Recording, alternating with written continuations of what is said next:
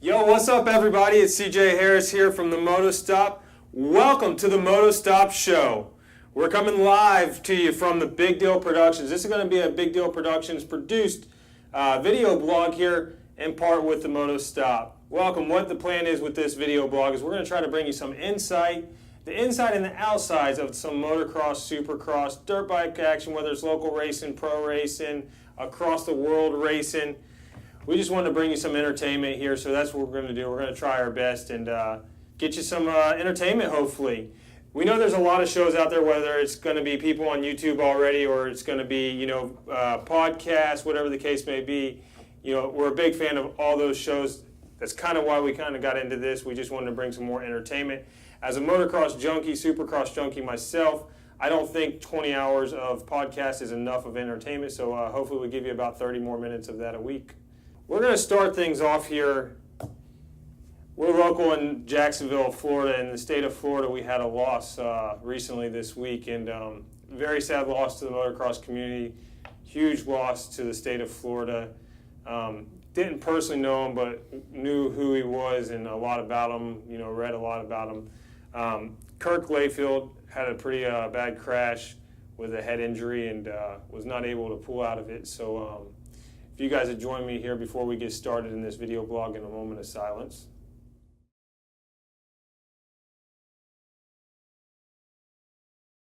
Thanks for paying some respect to Kirk Layfield there. Looking at his Hookit account, learned a lot about him, and I think you guys will enjoy this as well, so you can maybe celebrate what he's did in his life. I know his family is, and a lot of people that he knew in the motocross community is. So right from his bio off Hookit, he writes, I have raced motocross and been around the sport since 1972. I won 3 amateur national titles on mini bikes prior to the Loretta wins. Turned pro at the age of 16 and in 1982. As a pro, I progressed to the level of factory rider for a Honda factory support team. After college, I returned to the professional racing on a part-time basis, making several night programs in supercross and motocross Sunday programs. Currently, I ride as a Vet A or pro class in as many regionals and national levels as I possibly can. I also teach and train several up-and-coming riders through my business, innovationtrainingsystems.com. In addition, I have worked for about 15 years in the motocross industry as a journalist, a columnist for magazines such as Racer X, FLMX, MX East, MX West, Moto Playground, Final Lap, MX Rider, MX America, MX States, and a few others that he just couldn't remember. As I mentioned before, Kirk Layfield was a huge asset to the motocross community. Reading all the posts, tributes to him on social media. He was a friend, a loving father, a husband. He's going to be deeply missed, whether you knew him, you read his work, or anything else like that. So once again, we give our condolences. Our thoughts are with the Layfield family. Kirk, we hope you rest in peace till we see you again, buddy. All right, as we move on into the MXGP, we welcome them to the United States. Charlotte, North Carolina hosted the MXGP. This will be the second to last round as they head towards Glen Helen, where they will wrap up the MXGP. Man-made track in the middle of a speedway is not normal what you would find for an MXGP. However, it turned out pretty good. It led to some good racing. Weather played a part in this and turned a 2-day racing format into a 1-day, which I believe helped out the U.S. racers. Follow along as we watch a quick recap of the MXGP, starting off with MX2 race number 1. Here's some highlights coming at you. As you see, the gate drops, they're coming straight at you. Right here about this 10-second mark, it looks like Austin Faulkner is going out front, but the 44 makes the left-hand corner, sweeps in. That's going to be Adam Cianciarulo, who looks like he's going to run off with it, but about 3/4 in, Adam Cianciarulo has a huge get-off, dislocating his shoulder, not able to finish that race, or Moto number 2 for that matter. So out front right now it's going to be Austin Faulkner, and he will hold the lead until he makes a bobble right there in the right-hand corner about halfway through. That's going to give Cooper Webb the lead. That's Jeffrey Hurlings as he works around the outside. Hurlings able to capitalize on that Mistake right there by Austin Forkner. Runs away with moto number 1 and is going to take the checkered flag. Coming up, MXGP, race number 1 highlight. The big boys, here they come. They're off and running. The number 3's on the inside making the left hand, but it's the JGR Yamaha power that gets Justin Barsha out to the front. Sweeping down from the outside to the inside, the 51 of Barsha comes in strong. Barsha's going to lead this race out for us. We're talking about the MX class, the MXGP class. But here comes a hard charge and Eli Tomac trying to do anything and everything he can do to get around. Barsha makes a little mistake right there on the outside. Tomac's able to capitalize on it as he goes over, scrubs down, gets the power of that Kawasaki to the ground. This is going to wrap up the title here in the MXGP. Moving on to race number 2 is going to be the MX2 class. Forkner gets another great start, moves into the second place position. And where's Coop Webb? Where's the Coop at? He's buried in the back of the pack. I believe he was about 9th or 10th place, so he had a lot of work to get done. Made some moves, moved up to 4th place in the first couple of laps. As you see, making a move right around the 91 on the Suzuki there. He had to really put his head down. You know, the moto number 1, he didn't really look like the Cooper Webb that we've seen all year in the U.S. Nationals. Puts his head down, charges hard, right here as he makes another move into the second place. The last person on his bucket list is Austin Forkner, the 214. As they come out of that right-hand corner, Austin Forkner makes a little mistake, and that allows Cooper Webb to jump in the lead. Once Cooper's in the lead, he's running about 1 second to 2 seconds faster and takes the win, going 2-1 for the overall win right there. Coming up with the highlights right now, you got Herling, Seward, Petrell, Anastie, Jonas, Ferrandis, Bogers, and Bernardi. All right, so we're going to cut that race short right there. Kicking it off here as the gate drops, they're going to come out. Eli Tomac trying to get the power to the ground, going to get pushed out. However, makes a nice move on the left-hand side, runs that inside line, comes out. It looks about 5th place right there. Tomac will make his moves up to the front. Hard charge. He runs about 4th place for about 3 or 4 laps. He moves up to the front. They're going 1-1 in the MXGP MX1 class. Now, as you folks just seen there, Justin Barsha pulling off the track in the second moto. Not sure what happened to Barsha. I tried to do a little research. Didn't see a crash, didn't see anything, haven't heard anything from the team. So, did he just pull a Stewart, race 1 moto and leave? Or would something really happen? You know, probably only JGR and Justin Barsha knows, or if you're at the race, you may know. We'll do some research. We'll try to dig into it and try to figure a little more out and get the insight on the scoop on what happened to Justin Barsha in race number 2 of the MXGP, Charlotte, North Carolina. All right, here at the Motostop Show, we decided we want to do a segment, you know, maybe a YouTube or a social media video highlight of whether you're a straight ripper, a straight goon, an epic fail. You never know what we're going to choose. You guys may have seen this video coming at you because it's been all over Instagram and social media all weeks. At the Baja Acres, the kid sent it. Still not sure what happened. And I believe his name is going to be Nathan Bless, or that's at least his Instagram name. So big shout out to Nathan Bless. Glad you're okay from this big crash. You guys follow along real quick as we watch this video, and we'll discuss it here in just a second.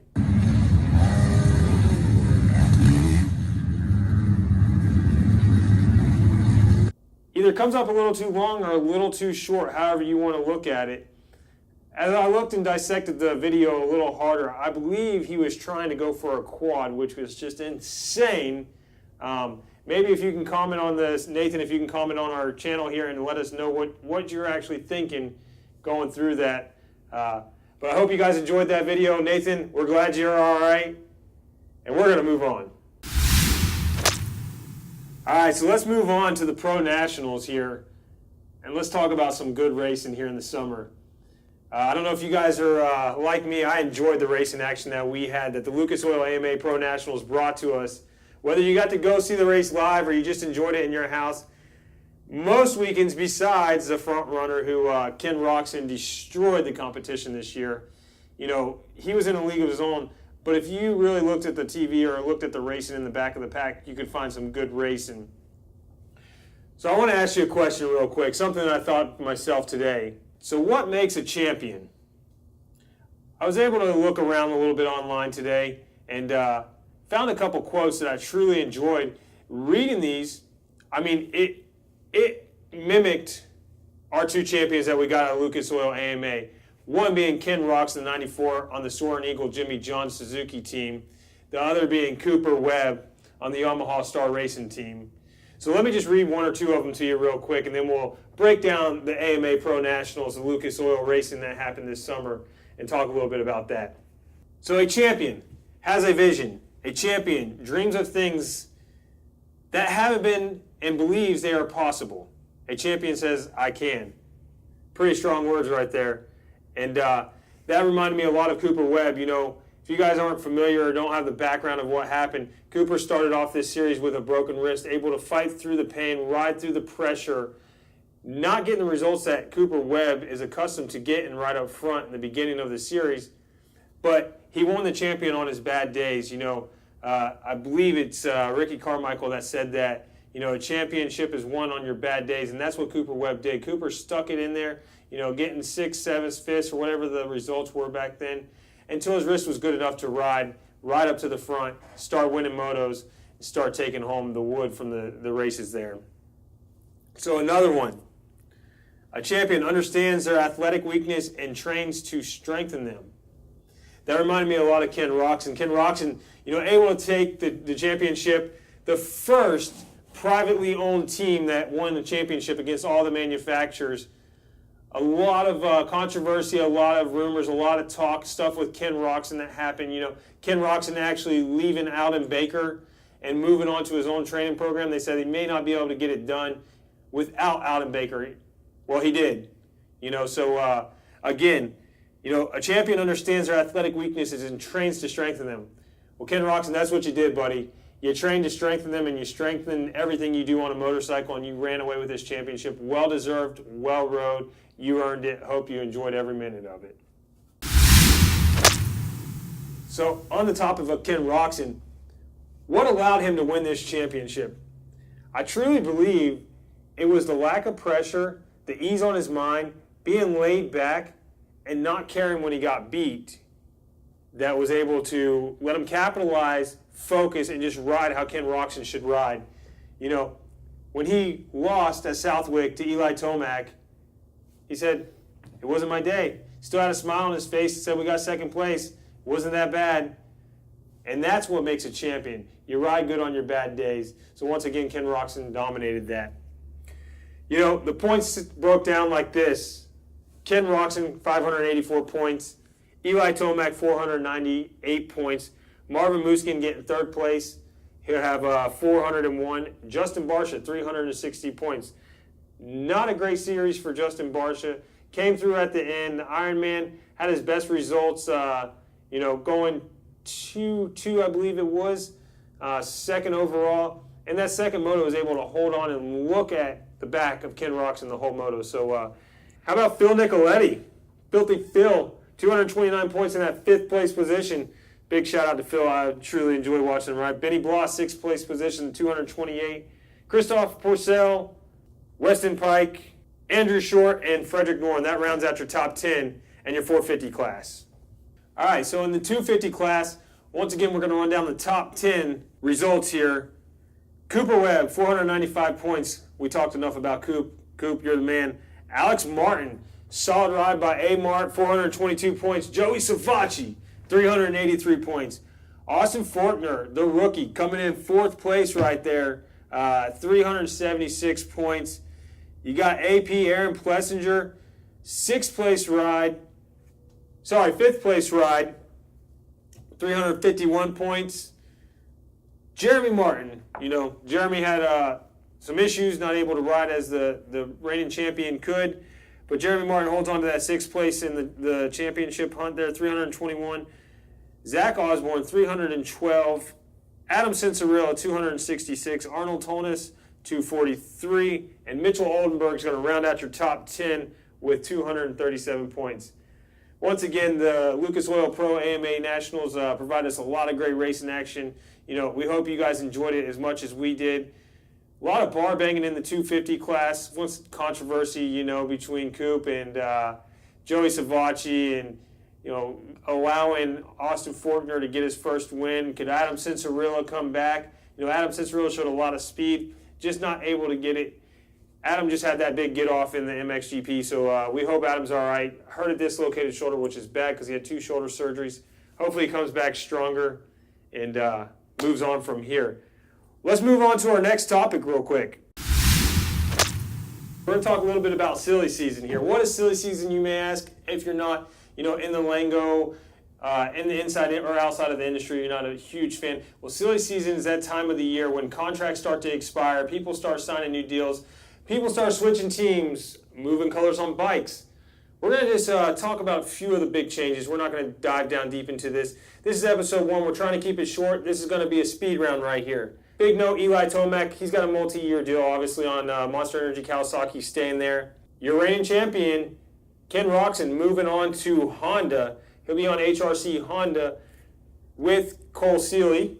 Going to be pretty cool. Trey Kennard moving on. Trey Kennard's actually going to go to Troy Lee KTM there. Big change for the 250s. Jeremy Martin is jumping off the blue bike and headed to the red bike. Jeremy Martin's going to ride for Geico Honda, and he'll actually be making his debut at the second MXGP in Glen Helen.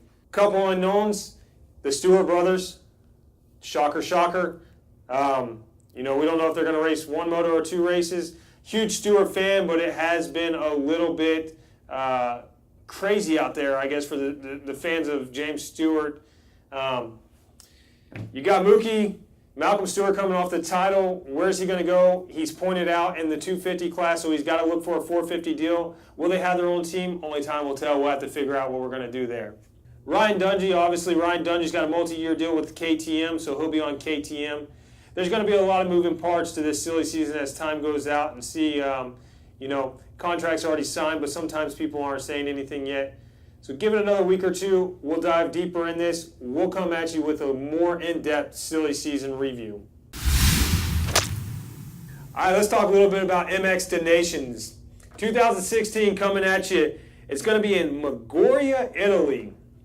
So our team was announced. It's probably not the team that we thought we were going to have, but I think we have a fighting chance there for Team USA. Huge race because very proud of our country. Right now we got Cooper Webb going off as our captain. Jason Anderson will be the other 450 rider. And then Amart, your second in points in the 250 Lucas Oil AMA Pro Nationals, is going to round out the 250 class for us. I think we have a fighting chance, and here's why I think we have a chance. Cooper Webb's been there. Cooper Webb, remember, last time he was there, he got an ankle injury, able to fight through, coming back to, I believe it was a 6th place. Now, I'm going off memory, so don't hold me to that. But I think it was a 6th place finish with a gnarly crash. He's got the heart and the determination of a champion. We know that already. He's a good leader. Hopefully, he'll be able to pull the team. Amart has a lot of experience. Amart used to go down and ride for Team Puerto Rico, so I believe he will be able to pull his weight there. Jason Anderson, we just know he's a beast and a straight ripper. So once again, some people say it's not our A team. I say it's a pretty damn good team. So let's go USA. USA for Motocross the Nations. All right, so before we wrap this thing up, MXGP, last round here in Glen Helen. It's going to wrap up the MXGPs for their series as well. Couple changes that I noticed that just hit the boards here. Jason Anderson, we thought was going to race it to get a warm-up for the Motocross the Nations. Jason Anderson has opted not to race it. Adam Cianciarulo with the shoulder injury is not going to race it. JGR, the whole team, Justin Barsha, Phil Nicoletti, and Weston Pike are pulling out as well. Eli Tomac just won the Charlotte, North Carolina MXGP. He's in. Hopefully he can go back-to-back MXGP wins for the USA. Dean Wilson's also on the roster here. Actually, it's showing Phil Nicoletti, so Phil may go out there, in the box van or drive his old truck out there. On the MX2 list, we got Jeremy Martin making his debut on that Geico Honda. Can't wait to see what happens there. Besides the usual MXGP runners, Benoit, you got Calvin, Mitchell Oldenburg's going to be there. Austin Faulkner, the rookie, will be there once again, let's see what Austin Faulkner can do on that Pro Circuit Kawasaki Monster Energy back machine. All right, folks, that's been episode 1 of the Motostop Show. We hope you enjoyed it. Bear with us as we're growing this thing, this video blog. It's going to be awesome. It's going to be epic, I promise you. We are going to have some stumbles along the way. As I talk here, I'm going to mumble. I'm going to make stupid words. I'm going to probably say words that don't even make sense. Hell, I do it all the time. You guys probably heard me mess up many times as I announced some of the local races in the state of Florida. But once again, bear with us. We'll grow this. I'm doing my best part. Big Deal Productions, this production company, makes me look good. We will take something, make this great, I promise. Do me a favor, click the like button, click the share button, comment on this page right here. By doing that, we're going to do something awesome. The Motostop Trackside Parts and Accessories out of Florida is going to give away a nice care package to one of the persons. We'll randomly draw one of the persons that comment and share. We'll send you something to do with motocross, maybe something for your bike, maybe a swag pack. We'll put something together special for you. All right, folks, you know me, I'm CJ Harris. I'm the host that brings you the most excitement in the motocross community. Peace out.